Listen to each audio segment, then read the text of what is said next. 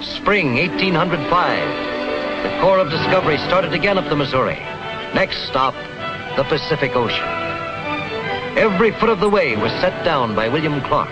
Every object of interest, everything that went to make up this vast new land was noted carefully by Meriwether Lewis.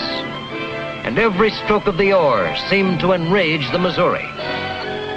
They would not be denied. They made the boats move, always upstream, always ahead. When they needed smaller craft, they hollowed canoes out of the forests. Every new mark on the map was etched in hardship, anxiety, courage. They put names on the land and waters, past Maria's River, onto the Great Falls, and then to the dilemma of the Three Forks. They called them the Gallatin, Madison, and Jefferson rivers, and went up the Jefferson Fork, coming in sight of the great mountains that divide a continent, the Rockies. Here they met the first Indians since leaving the Mandans in spring. They were hopeful of aid. I told you Jenny there would come in handy when we found the Shoshones. I'm amazed Sacagawea can still talk to her people. She certainly wasn't any help when it came to finding their villages. How's your rheumatism, Billy? Well, it'll be fine if Jenny can talk Kamiawait into giving us some horses and some help getting over those mountains. What's she talking about, Charbonneau? Well, Charbonneau does not understand Shoshone talk. But I told her to tell the chieftain about the great white father to the east, the blessings of the white man's trade, the usual... I'm beginning to feel like a drummer selling his wares. Every time we sit down with the Indians, it's the same sales talk over again. Gilliard's outside giving the braves gifts. He should have a big effect with this tribe.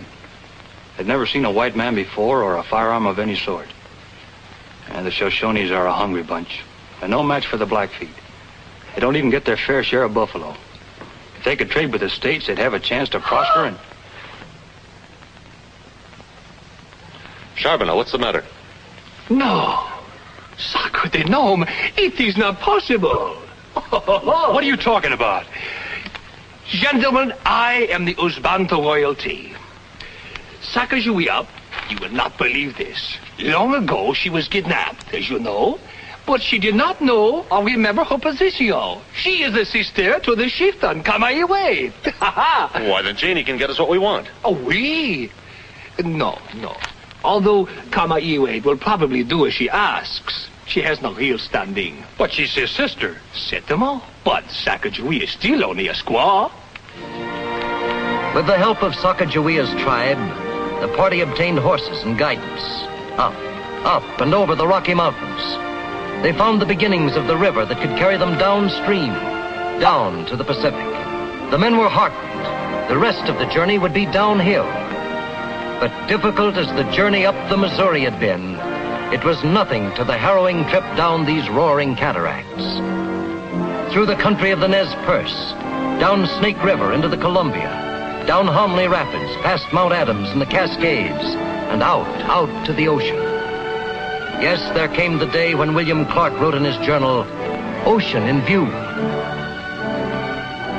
Winter 1805. The Corps of Discovery on the Pacific shore near the mouth of the Columbia River. Fort Clatsop was built, and the men waited. I say marry her, Billy. What? Judy Hancock, marry her. Much better than naming rivers after her. An honor she may never hear of. I'll marry her and name rivers after her. You're an incurable optimist, Billy. There'll be a ship along any day now to pick us up. The president knows it's about Do you time. really expect a ship? No. It's been deadly dull for months. Not enough happening. No tobacco, no meat. Fort Clatsop. Clatsop. Have you ever heard a name with fewer possibilities than Clatsop? Don't worry. You won't be here much longer. I've started planning a trip back home. On foot. But we haven't any horses. That's what I said. On foot. Private Shannon reporting, sir. Relieved of the watch. What do you have to report, Shannon? Nothing, sir.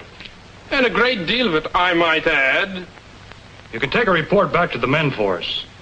Tell them so far the trip has been easy. If they can stay alive during the walk back home again, then they've passed the real test. March 23rd, 1806. The Corps of Discovery walked away from the Pacific Ocean. Its goal, the Atlantic. Back they toiled along the Columbia and over the Rockies. Clark took one party down the Yellowstone River to further explore and map possible routes of travel. Lewis took another party on toward the Missouri. At the juncture of the Yellowstone and Missouri, the parties met and continued to Fort Mandan. Only 1,600 miles to St. Louis. But back at Locust Hill, Meriwether Lewis' mother received a caller, an old neighbor and good friend. Lucy, I have a conscience that's been bothering me about your son and about yourself. Have you heard anything definite? Nothing, only that Indian rumor has it that the party was last seen crossing the Rocky Mountains, heading for the ocean to the west. And that news, who knows how old it is. No, believe me, Mr. President, I hold no false hopes. You know, Lucy, those two young men aren't the first I've sent to pry the lid off the wilderness. But in this case, I feel I've sent men very dear to me. And to what fate? Torture, starvation, death. Did I do wrong, Lucy, to send your young man? No, Tom. You gave Meriwether and William a chance for greatness. A chance to make their country great. Thank you, my dear. And may God prove all our fears to be foolish. For if Lewis and Clark are on their way home, they'll travel faster than rumor itself.